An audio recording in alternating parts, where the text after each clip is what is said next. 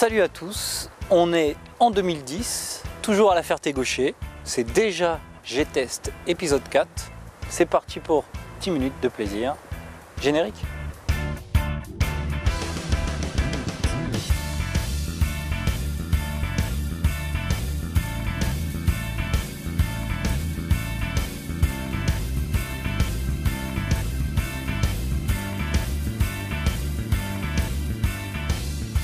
Salut Pascal. Salut Edouard. Ça va? Tu vas bien? Ouais. Dis-moi, j'ai vu qu'il y avait de la boue. Qu'est-ce que je vais faire aujourd'hui?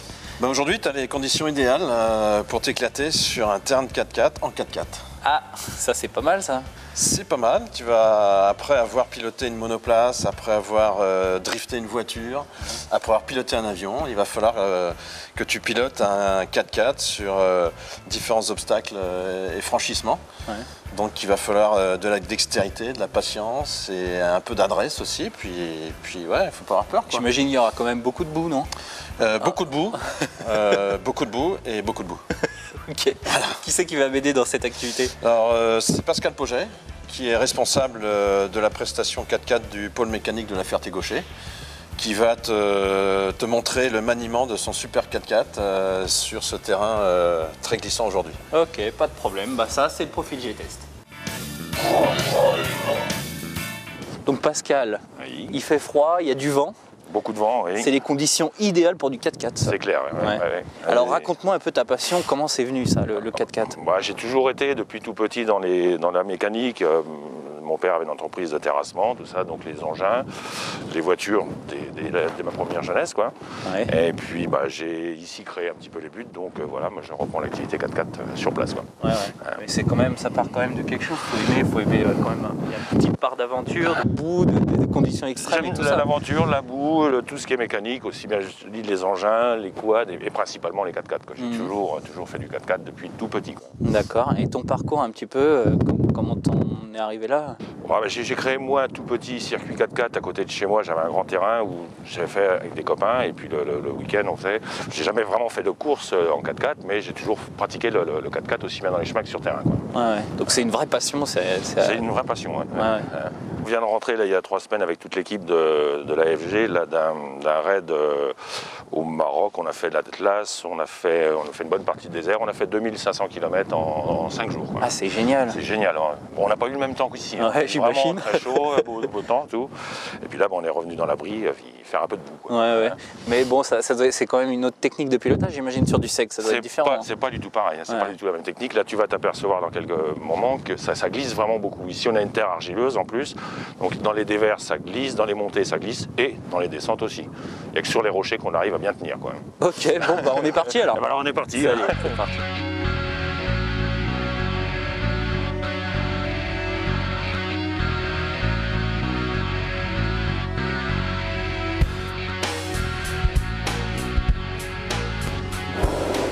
Ok Pascal, explique-nous un petit peu un 4x4, comment ça fonctionne, les manettes, les choses comme ça. Alors celui-ci, tu vois, c'est vraiment fabrication maison, hein. C'est une fabrication le samedi et le dimanche, voire un peu la nuit. Bon, tu as la position en 4 roues longues et 4 roues courts.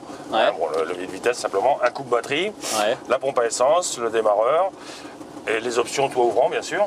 Option toit ouvrant électrique, hein, qui est bien, tu vois, très archaïque quand même, siège baquet quand même, avec le harnais, et la sécurité avant tout, hein, bien sûr.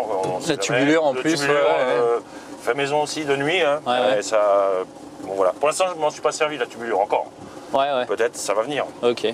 Et donc, comment ça se passe au niveau de la boîte? Qu'est-ce qui se met en jeu en fait à l'intérieur? C'est le système des 4 roues motrices? C'est toujours sur des circuits comme ça, tu es toujours en 4 roues motrices. Hein. Parce que bon, principalement aujourd'hui, l'été à la limite, tu peux mettre en 2 roues si tu veux glisser un petit peu. Là, tu n'as pas besoin de mettre en 2 roues pour glisser, même en 4 roues, ça glisse bien. Tu l'as perçu un peu. Voilà.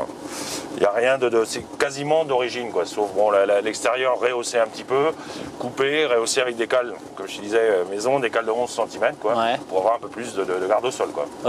Échappement coupé à peu près à cette hauteur-ci. Sinon à l'arrière, bah, ça touche tout le temps quand tu es en dévers ou quand tu recules. Donc on a coupé l'échappement à cette hauteur-ci. Il y a un petit peu de bruit puisqu'il n'y a plus qu'un silencieux. Ok. Grosso modo, tu as mis combien de temps à faire ça? Ça a été assez long parce que j'y passais 2-3 heures le week-end et puis mais ça a passé, j'ai mis 2 mois à tout faire quoi. Ouais. Entre la découpe et puis le bricolage quoi. Ok. Bon on est parti. Et on est reparti. Tu vas me montrer un petit peu comment ça se passe et puis on fait un petit tour. Puis après tu me passes le volant. Et après je pense que tu vas me faire une démonstration.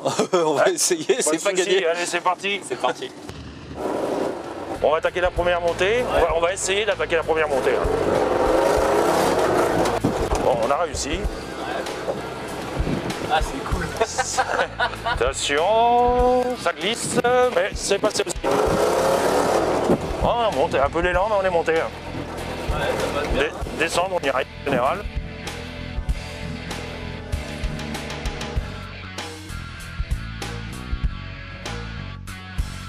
Bon alors explique-moi comme ça à l'attaque d'un obstacle comme ça, comment c'est très boueux si tu veux aujourd'hui, il n'arrête pas de pleuvoir si tu veux. Ouais. On va l'attaquer en deuxième, gentiment. Si ça glisse de trop, c'est pas la peine d'insister si tu veux. Pas la peine d'accélérer. On passe pas des zones comme ça en force. C'est pas des bourbiers, si tu veux, on les passe en douceur. Hein. Donc si ça glisse de trop, le mieux c'est dire on recule, on le refait ou différemment ou on change, on fait un autre secteur. Quoi, hein. Ok. Pas de risque. Ok. Ça marche. Vas-y, on clique. Et ben on est parti. Là tu vois, je suis parti directement en troisième, je mets même la quatrième là. Voilà, sans trop accélérer, parce que tu vois il y a du dévers quand même. Hein. Ouais. Hop là, on a un peu senti le dévers d'ailleurs là. Là, on va essayer de monter. Hein. Là on met un peu les chevaux quand même. On met les chevaux pour envoyer la voiture si tu veux. Ouais. Après tu lâches un peu les chevaux parce que déjà tu vois, moi je sais où je vais, mais toi quand tu descends là, tu savais pas trop où on était quoi. Ok. Hein. Voilà, ça glisse quoi. Là c'est une terre très argileuse en plus. Hein. Très argileuse, donc c'est une patinoire. Là à pied tu descends pas. Hein. Donc là t'es en troisième là. Là je suis même en quatrième cours là. Quatrième. Voilà. Un petit peu, tu vois. Ouais, tranquille un peu. Voilà. Descends en douceur. Sur la pierre. Pierre, ouais, normalement, hop là, on l'a poussé un peu comme ça. Un petit peu, voilà. Ah, ok, c'est tout doux, ouais, c'est du Et voilà, et en douceur. petit coup de Voilà. doigté, ouais, c'est ça. C'est du piété, on appelle ça. Ouais. Bon.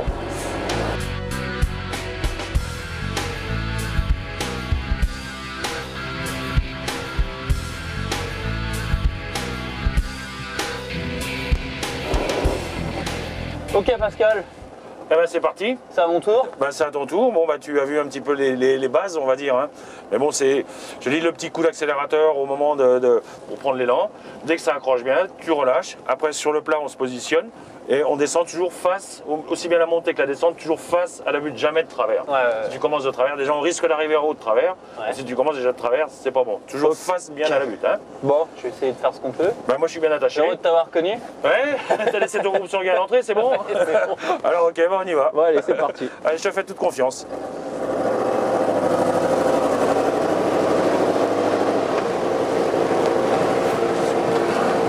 Ah, bien face, et vas-y. Là, tu envoies là.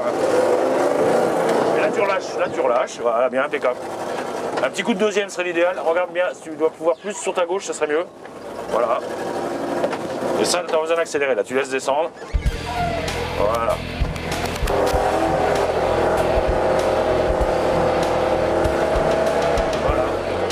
Voilà. Là, tu prends légèrement sur ta gauche.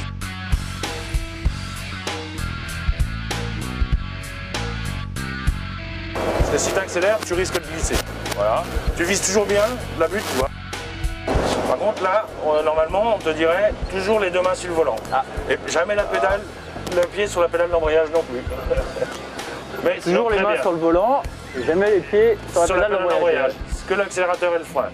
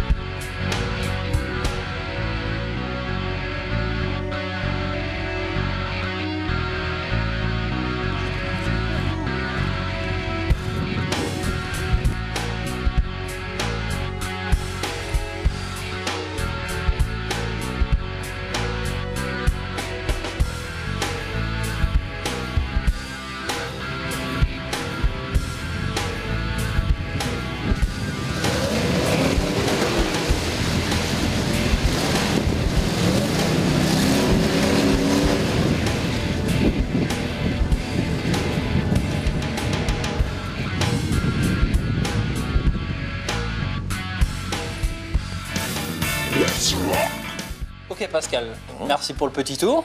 Ouais. Explique-moi un petit peu, bon, en gros, les tarifs pour l'initiation comme ça à 4x4, où ça peut se pratiquer et comment? Alors déjà principalement ici, donc le tarif ça démarre de 20 €, 20 € le baptême, jusqu'à 200 € la demi-journée si tu veux. Carrément complète, voilà. Avec le stage, etc. Et après, si c'est des groupes, on peut aussi faire, il y a plusieurs possibilités, quoi. Il y a beaucoup, on peut venir à plusieurs, j'imagine. On peut venir en groupe, on fait des randonnées, on fait des enterrements de vie de garçons, de vie de jeunes filles aussi si possible. Hein. On peut faire tout. Hein. On a toutes possibilités sur 10 hectares. Oui, il y a de la place, j'imagine. Sur 10 hectares, on peut travailler assez facilement. Ouais. Dis-moi, toi, à peu près, sur ta voiture, alors je sais que tu as fait ça toi-même, est-ce que tu as une idée du budget que tu as mis dans ce Range Rover-là? Je compte pas le temps, bien sûr. Sur les pièces, ça m'est revenu à moins de 1000 €. Moins de 1000 €, mais bon, il faut être un peu mécano. Il faut ou mécano ou beaucoup de temps à réfléchir. Bon, c'est de la cale, c'est un peu de réhausse, c'est un peu voilà. Et puis surtout de la sécurité, des tubes et puis à l'intérieur. Voilà, ça, renforcement. Du harnais et puis voilà quoi. Ah, ok. Et en partant de base, qu'est-ce que tu conseilles plutôt comme voiture pour quelqu'un qui voudrait s'y mettre Tout dépend de ce qu'on veut faire. On a des voitures assez polyvalentes, aussi bien pour le trial que pour la vitesse que pour le bourbier. Hein. Après, toutes sortes de voitures vont bien, toutes sortes de 4x4 tout est bon. Tout est bon, on va dire. Donc avec des pneus tout-terrain, un peu rehaussés. Des pneus tout-terrain, de ce temps-là pas trop gonflés si tu veux, et des bons crampons pour que ça accroche, quoi. Puis rouler jeunesse. Et rouler jeunesse. Bon Pascal, je te remercie beaucoup. C'est moi qui te remercie. À une prochaine fois. Pas de souci, ça marche. Ok les têtes brûlées, on se retrouve le mois prochain pour un nouveau défi. En attendant, moi faut que je pousse.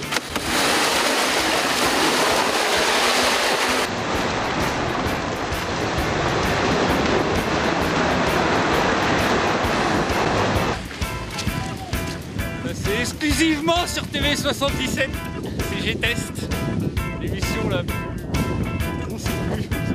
qualitative possible. On va essayer de sortir aussi de l'autre côté, normalement ça devrait sortir. On l'a déjà fait, ça devrait passer, ça passe. Là, c'est la panne. Là, c'est ce qu'on appelle la panne, tu vois. On est passé peut-être un peu trop vite dans l'eau. Hein.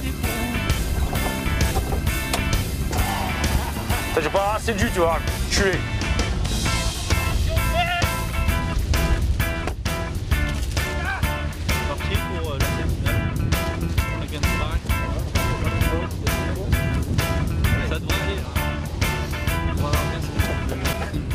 Voilà, c'était G-Test pour vous, en V spécial dans la Gadoue.